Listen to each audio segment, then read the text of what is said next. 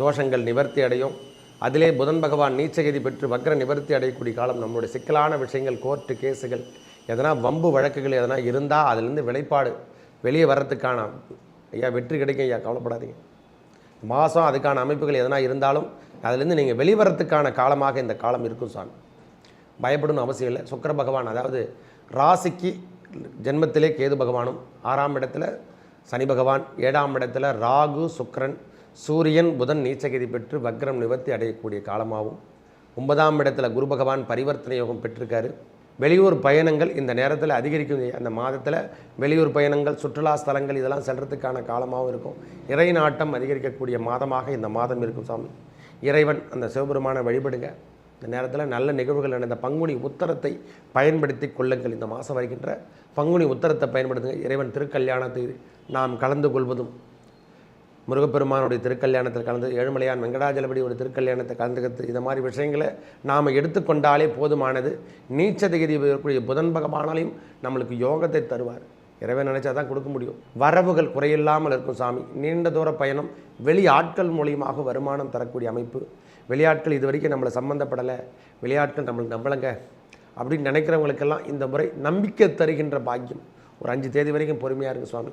பங்குனி பிறந்து ஒரு 5 தேதி வரைக்கும் பொறுமையாக இருங்க. 5 தேதிக்கு அப்புறம் அவர் வக்ரம் நிவர்த்தி அடையக்கூடிய காலத்தில் இவ என்னென்ன கேட்குறோமோ வக்ரகதி காலத்தில் தான் அதிகப்படியான அழுத்தத்தை கொடுத்து நம்மளுக்கு ஹெல்ப் பண்ணுவார். அந்த வக்ரகதி நேரத்தில் தான் கடன்னு நம்மளுக்கு என்னென்ன செயல்பாடுகள் தடையாக இருந்ததோ அவையெல்லாம் உடனுக்குடனே வந்து சேருகின்ற பாக்கியம் பெறுவோம். விக்னேஸ்வராய நமக. வெற்றிவேல் முருகனுக்கு அரகரோகராம். அரகர நம பார்வதி பதையே அரகர மகாதேவாம். தென்னாடுடைய சிவனே போற்றி, எந்நாட்டவர்க்கும் இறைவா போற்றி போற்றி. உங்கள் அபிமான அனந்தலை வாழ் ஜோதிடர் வேலாயுதத்தின் நன்றி கலந்த வணக்கத்தை தெரிவித்து கொண்டு இந்த பதிவினை காண இருப்பதுன்னா தமிழ் மாத பலாபலங்களை பார்க்க போகிறோம். இப்போ நடைபெறுவது பங்குனி மாத பலாபலங்களை பார்க்க போகிறோம். பங்குனி மாதம் மேஷம் முதல் மீனம் வரைக்கும் எவ்வாறு இருக்க போகுது? எனது அன்புள்ளம் கொண்ட கன்னிராசி நேயர்களே, கன்னிராசிக்கு இந்த பங்குனி மாதம், தமிழ் மாதம் நம்மளுக்கு என்னென்ன கொடுக்க போகுது, எவ்வாறு வச்சிருக்க போகிறார்? நம்ம ராசிநாதன் 7ஆம் இடம் என்று சொல்லக்கூடிய இடத்துல நீச்சகதி பெறக்கூடிய மாதமாகும். ஏன்னா நீச்சகதி பற்றி வக்ரம் நிவர்த்தி அடையக்கூடிய காலமாகும். நாம் என்னென்ன பிரச்சனைகளை இந்த ஓராண்டு காலம் சந்திச்சோமோ, கோர்ட்டு கேஸு வம்பு வழக்குகள் ஏதேனும் இருந்தால் அதையெல்லாம் நிலைப்பாடுகள் மாற்றி அமைக்கின்ற காலமாகும். ஐயா இது வரைக்கும் இல்லை சுவாமி அப்படின்ற பிரச்சனை. ஏன்னா சூரியனுடைய நிலைப்பாடு தான் நம்மளுக்கு இந்த மாதமே. பங்குனி மாதம் காலபுருஷ தத்துவத்துக்கு 12ஆம் இடத்துல வர்ற சூரியனுடைய நிலைப்பாடை வைத்து தான் மாதமே நம்மளுக்கு. அவருடன் சேரக்கூடிய தன்மை, அவர் எங்கே போய் அமர போகிறாரு? மீனத்தில் அமர போகிறார் சுவாமி. இது வரைக்கும் கும்பத்தில் இருந்தார், அவரும் மீனத்துக்கு இடம் பெற்றுவார். அவரோட சேரக்கூடிய கிரகங்கள் எல்லாமே நேரடி பார்வையாக நம்மளை பார்க்குது. முதல்ல தோஷங்கள் நிவர்த்தி அடையக்கூடிய காலம். சூரியனால் பார்வை பெறும்போது தோஷங்கள் நிவர்த்தி அடையும். அதிலே புதன் பகவான் நீச்சகதி பெற்று வக்ர நிவர்த்தி அடையக்கூடிய காலம். நம்மளுடைய சிக்கலான விஷயங்கள், கோர்ட்டு கேஸுகள், எதனா வம்பு வழக்குகள் எதனா இருந்தால் அதிலேருந்து விளைப்பாடு வெளியே வர்றதுக்கான ஐயா வெற்றி கிடைக்கும். ஐயா கவலைப்படாதீங்க. மாதம் அதுக்கான அமைப்புகள் எதனா இருந்தாலும் அதிலேருந்து நீங்கள் வெளிவரத்துக்கான காலமாக இந்த காலம் இருக்கும் சாமி. பயப்படணும் அவசியம் இல்லை. சுக்கிர பகவான், அதாவது ராசிக்கு ஜென்மத்திலே கேது பகவானும், 6ஆம் இடத்துல சனி பகவான், 7ஆம் இடத்துல ராகு சுக்கிரன், சூரியன் புதன் நீச்சகதி பெற்று வக்ரம் நிவர்த்தி அடையக்கூடிய காலமாகவும், 9ஆம் இடத்துல குரு பகவான் பரிவர்த்தனை யோகம் பெற்றிருக்காரு. 10ஆம் இடத்துல செவ்வாய் பகவான் வக்ர நிவர்த்தி அடைஞ்சிட்ருக்கார். அதனால் ஓரளவுக்கு இந்த மாதம் கன்னிராசிக்கு ஏற்புடைய மாதமாக இருக்குது.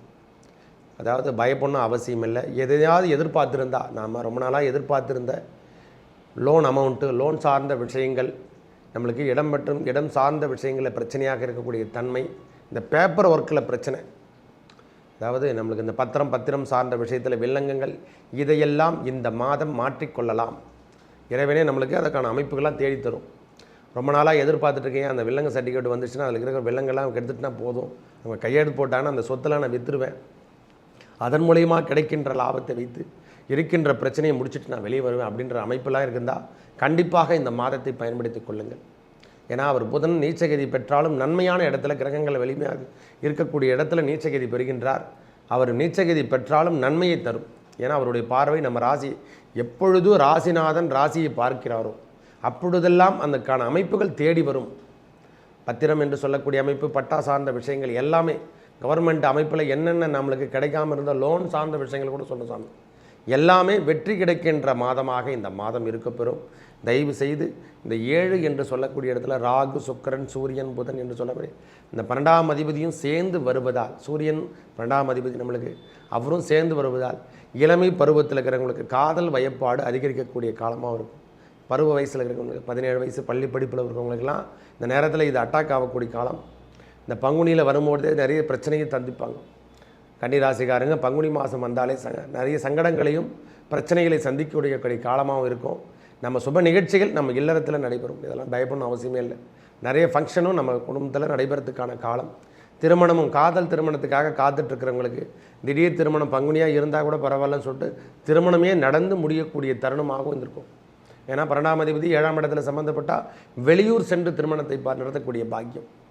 வெளியூர் பயணங்கள் இந்த நேரத்தில் அதிகரிக்கும். அந்த மாதத்தில் வெளியூர் பயணங்கள், சுற்றுலா ஸ்தலங்கள் இதெல்லாம் செல்றதுக்கான காலமாகவும் இருக்கும்.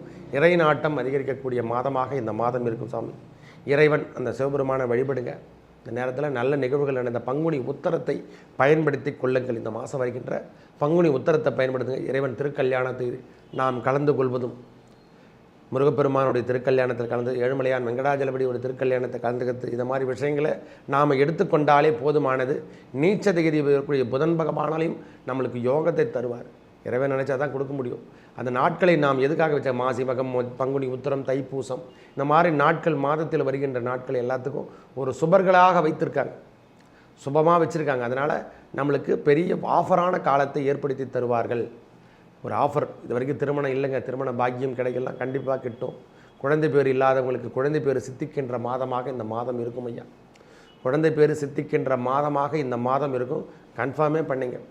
கன்னிராசிகாரங்களுக்கு நீண்ட காலமாக குழந்தை பேர் இல்லாதவர்களுக்கு இந்த மாதம் குழந்தை பேர் சித்திக்கின்ற மாதமாக இந்த மாதம், அதாவது உத்திர நட்சத்திரக்காரர்களுக்கு எல்லாருக்குமே, அஸ்தமாகட்டும் சித்திரையாகட்டும், 3 பேருக்குமே நன்மமைப்பு, நல் அமைப்பு என்று கூட சொல்லலாம். ஒரு நல்ல அமைப்பில் நம்மளுக்கு எல்லாமே கிட்டக்கூடிய மாதம் அப்படின்னு கூட சொல்லலாம்.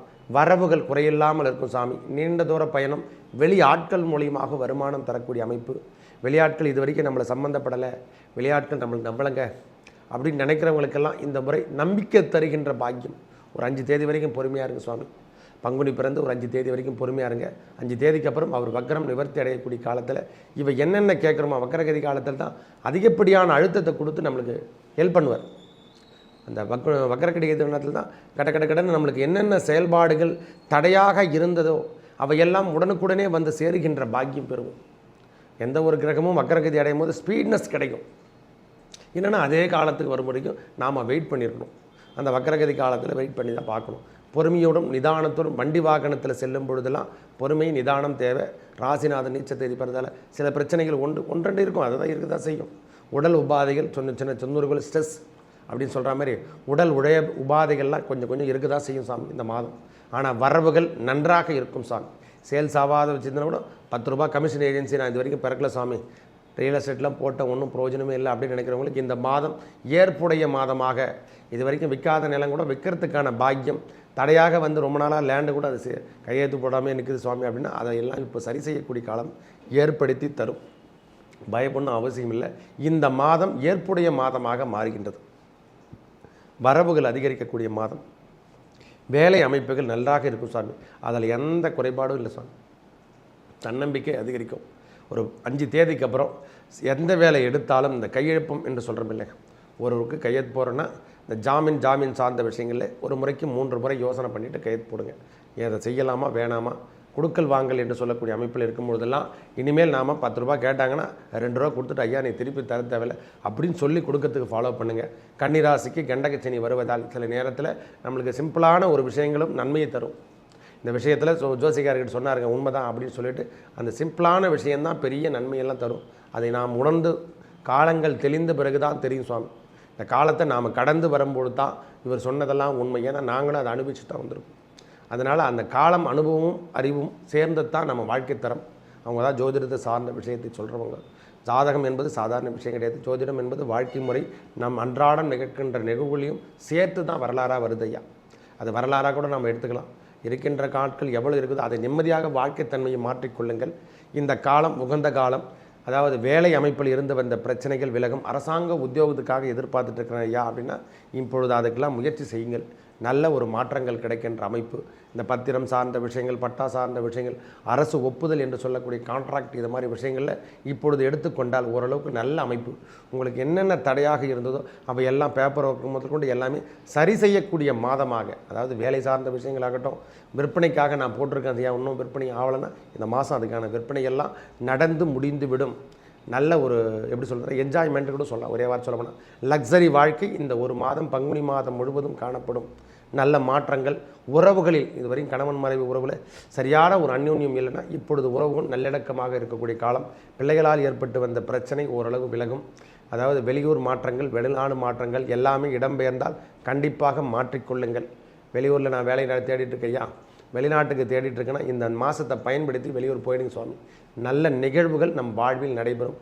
நல்லதெல்லாம் நடக்கும். நன்றி, வணக்கம். மேலும் நல்லதெல்லாம் நடக்க இறைவன் முருகப்பெருமானை வணங்கி வாருங்கள். நல்லதே நடக்கும். நன்றி, வணக்கம்.